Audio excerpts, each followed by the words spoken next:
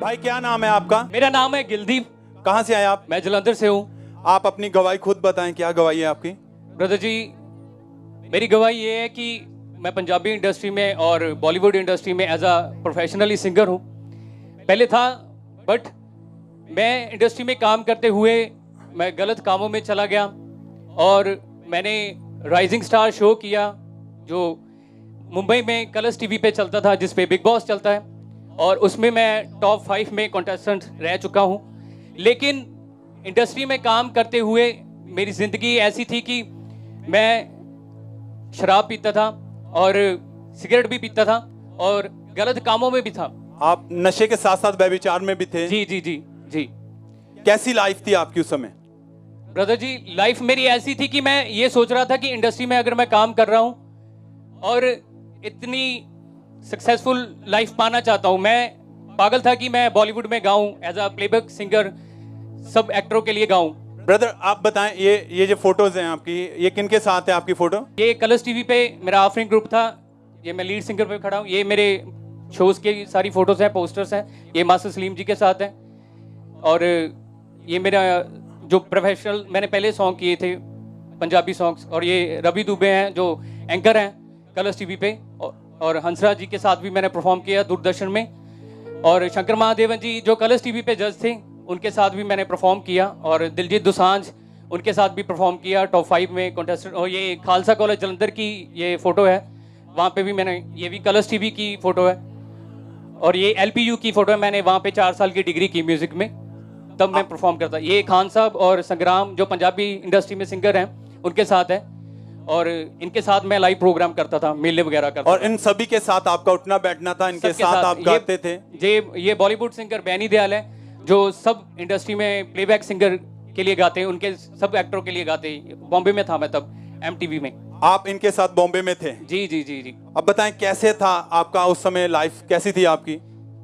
Life brother मेरी ऐसी थी कि मैं बिल्कुल ही, मतलब मैं ये सोच रहा था कि अगर मैं ऐसी ही लाइफ गुजारूंगा कि नशा भी करूंगा, इंडस्ट्री में काम करते हुए इतना पैसा कमा के, मतलब मुझे ज़्यादा ऐसा था कि मैं अगर पैसा कमाता था तो मैं सारा पैसा अपने कपड़ों पे और अपने यारों दोस्तों में उजाड़ देता था ऐसे ही। आप अपने ऐशो आराम में सब खर्चा करते थे, घर वालों को कुछ नहीं देते थे?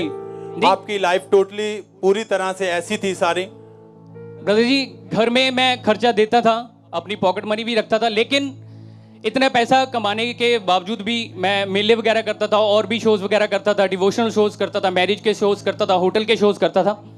तो मैं ये सोच रहा था कि हाँ, पैसा ही सब कुछ है और बस मेरी लाइफ ऐसे निकलेगी। मैं बॉम्बे में काम करता हूँ, 1 साल मैं बॉम्बे में रहा और लवली प्रोफेशनल यूनिवर्सिटी में पढ़ा, पैसा कमाऊंगा, बस यही सब कुछ है। और इसके साथ साथ जो मैं नशा वगैरह करता था, गलत कामों में था, गलत संगति में था, तो मैं ये सोच रहा था कि जब मैं ड्रिंक कर लेता था तो मुझे ये लगता था कि मैं अपनी लाइफ को स्पॉइल कर रहा हूँ। जब मैं मुंबई में था तो मैं उन एक्टर्स का नाम नहीं लेना चाहता, उस चैनल का भी नाम नहीं लेना चाहता। जब मैं उनको देखता था तो मैं ये सोच रहा था कि इंडस्ट्री में ये लोग ऐसे, हम इनको ऑन स्क्रीन देखते हैं और ये ऑफ स्क्रीन कुछ है और ऑन स्क्रीन कुछ है। क्योंकि मैं 2 साल जैसे बॉम्बे में रहा, तो आप जब उनको स्क्रीन पर देखते तो अच्छा लगता था कि मैंने ऐसे बनना है, मगर जब आप उनके बीच में रहे, आपने उनकी जिंदगी को बैक पर देखा, बैक साइड से चेक किया, तो क्या लग रहा था उस समय आपको? ब्रदर जी, मैं ये देखता था कि इंटरनल लाइफ इनकी कुछ और है, और ऑन स्क्रीन जैसे मैं सोच रहा था कि सब कुछ बढ़िया है, सब कुछ अच्छा है। लेकिन जब मैं उनको देखता था कि कोई सिगरेट पीता है, कोई कुछ करता है, कोई प्रोड्यूसर ये करता है, कोई कुछ डायरेक्टर ये करता है, और मैं ये सोचता था कि अगर मैं ऐसे ही इंडस्ट्री में काम करता रहा तो मेरी लाइफ बिल्कुल स्पॉइल हो जाएगी। तो मुझे इस बात का दुख भी होता था। जब मैं इस बात से ज़्यादा परेशान था, मैं बॉम्बे में रह के भी ड्रिंक, मेरे हाथ में बियर की बोतल पकड़ी होती थी, और मैं सुसाइड करने की मैंने कोशिश की कि मुझे उस दुष्ट आत्मा ने भी तंग किया। मैं होटल में था तब मैंने विंडो के पास किया। जिंदगी से पूरी तरह डिस्टर्ब हो चुके थे? जी जी, इसी वजह से आप डिस्टर्ब हो चुके थे? जी जी जी, आपकी लाइफ डिस्टर्ब हो चुकी थी क्योंकि आपने जब उनके बीच में रह के उनको देखा तो आप चाहते थे कि ये मेरी जिंदगी नहीं, मैं ऐसा, मेरी जिंदगी खराब हो जाएगी जी, मैंने इनके साथ नहीं रहना है। जी जी जी, आप मतलब उस जिंदगी को बदलना चाहते, छोड़ना चाहते थे वो सब कुछ आप? जी जी। और डिप्रेशन में रहते हुए आपने सुसाइड करने की कोशिश की? ब्रदर जी, जब मैं बॉम्बे में था तो मैंने अपोस्टल जी की वीडियो देखी थी, उनकी टेस्टमनी सुनी थी कि वो बता रहे थे कि मैं एक हिंदू फैमिली से हूँ, तो मैंने नशा करना ऐसे स्टार्ट किया था।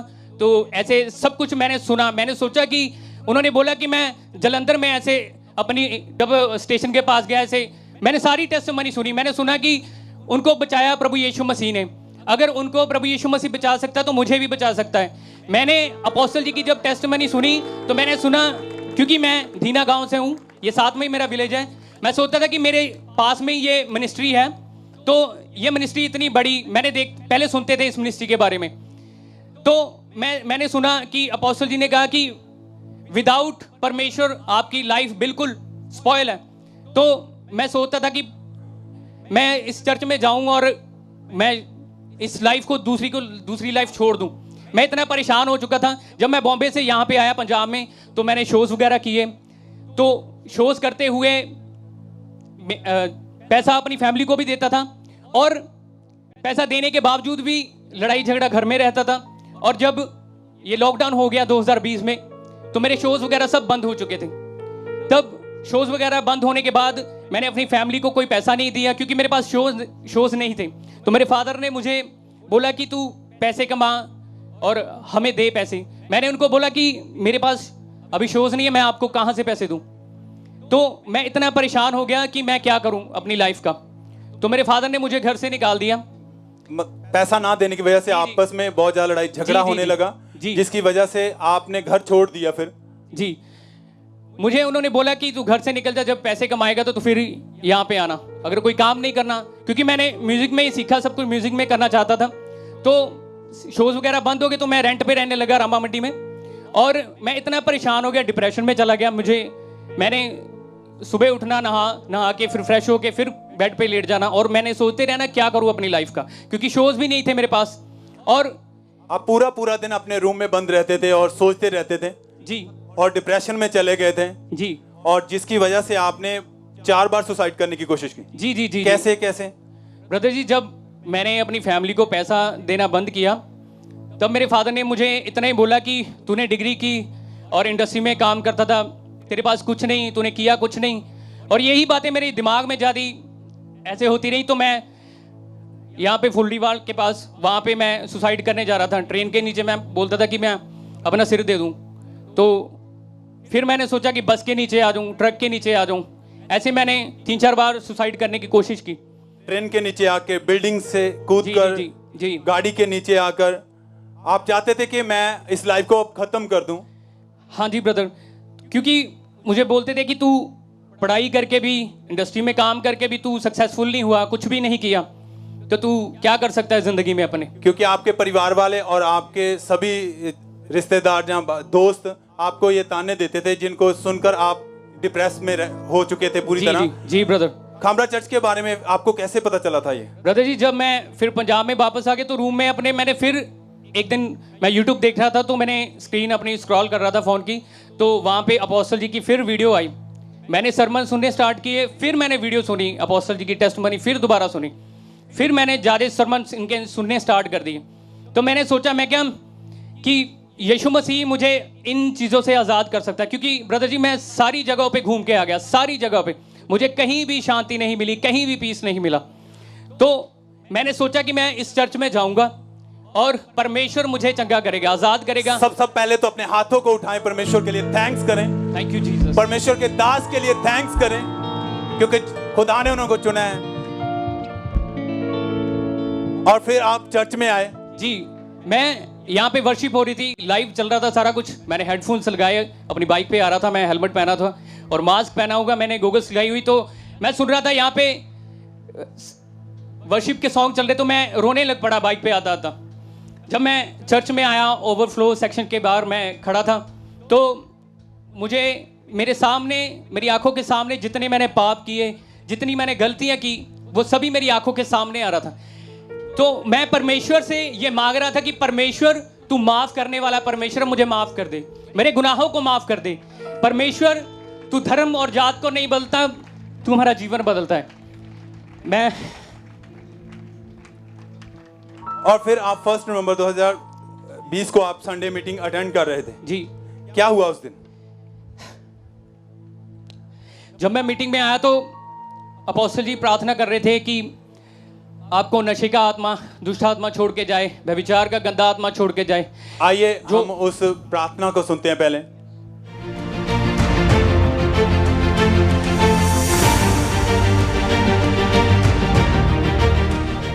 दुष्ट आत्मा चली जाए, नशे की आत्मा चली जाए, गंदा आत्मा चला जाए, व्यभिचार की आत्मा चली जाए, in the mighty name of Jesus Christ. क्या हुआ ब्रदर उसके बाद? ब्रदर जी, जब जैसे मैं रेगुलर चर्च आता गया तो मुझे इस चीज से खुदावन ने आजादी दी। जब मैं प्रार्थना को रिसीव करता था, इन चीजों से परमेश्वर ने मुझे आजादी दी। अपोस्टल जी की प्रार्थना को मैं रिसीव करता था। मैंने परमेश्वर को बोला कि परमेश्वर तेरा मैं थैंक्स करता हूं, लाखों करोड़ों बार मैं तेरा थैंक्स करता कि तूने जलंधर में अपना दास खड़ा किया जिसके द्वारा ये लाखों रूहें बची हैं। मैं परमेश्वर का छाती ठोक के थैंक्स करता हूं कि परमेश्वर ने अंकुर नूल्ला जी को खड़ा किया जलंधर में। Thank you Jesus, hallelujah. भाई आप कितने समय से आप पूरी तरह आजाद हैं डिप्रेशन से, नशों से? ब्रदर जी, जैसे मैंने आजाद तो हूं मैं, लेकिन मैं ये बात कहना चाहता हूं, जब मैंने यो नशा करता था तो फैमिली तब कुछ नहीं कहती थी। जब मैंने मसीह को ग्रहण कर लिया तो उन्होंने और ज्यादा मेरा विरोध करना शुरू कर दिया। आज भी मैं रेंट पे रहता हूं, लेकिन मैं ये कहता हूं, सारे मुझे बोलते हैं कि तू सारे शोज वगैरह छोड़ चुका, सब कुछ छोड़ चुका, क्यों पागल हो गया? मैं उनको ये बोलता हूं कि नहीं, मैंने जिंदा परमेश्वर को जाना है जिसकी कब्र आज भी खाली है, और मैं उसको ही मानूंगा, उसके लिए गाऊंगा, उसके लिए जीऊंगा। मैंने अपने फादर को, मेरे फादर ने मुझे बोला कि तू अंग्रेजों के गुरु को मानता है। मैंने उनको बोला मैं अंग्रेजों के गुरु को नहीं मानता, मैंने बाइबल पढ़ी। परमेश्वर ने इस भाई की लाइफ को चेंज किया है। सब जन अपने हाथों को उठा के हालेलुया।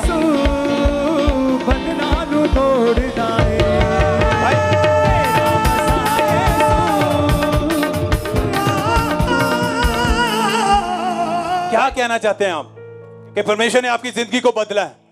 ब्रदर जी, मैं ये कहना चाहता हूं, जो ये यहाँ पे जितना यूथ बैठा है और जितने यूट्यूब पे भी सुन रहे हैं, जो अन्य जाति से भी हैं, जितने भी अन्य जातियों में से, मैं उनको ये कहना चाहता हूं कि यीशु मसीह हमारा धर्म और जात नहीं बदलता, हमारा जीवन बदल देता है। उसको जानो, वो जिंदा खुदा है, उसकी कब्र आज भी खाली है, उसकी कब्र आज भी खाली। मैं थैंक्स करता हूं परमेश्वर का। Hallelujah, hallelujah, hallelujah. हाथों को उठा के जीवन परमेश्वर के नाम को महिमा दे।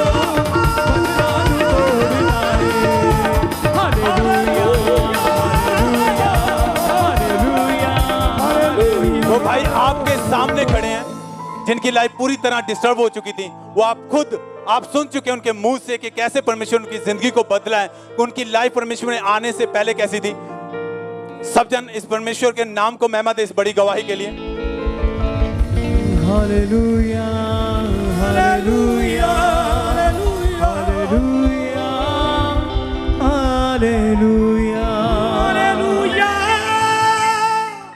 हमारे YouTube चैनल को सब्सक्राइब करें ताकि आप परमेश्वर के गहरे वेदों को जान सकें कि कैसे आप परमेश्वर में बढ़ सकते हैं, कैसे आप दुष्ट आत्माओं से, नशों से, बीमारियों से और वंशों के श्रापों से आजाद हो सकते हैं।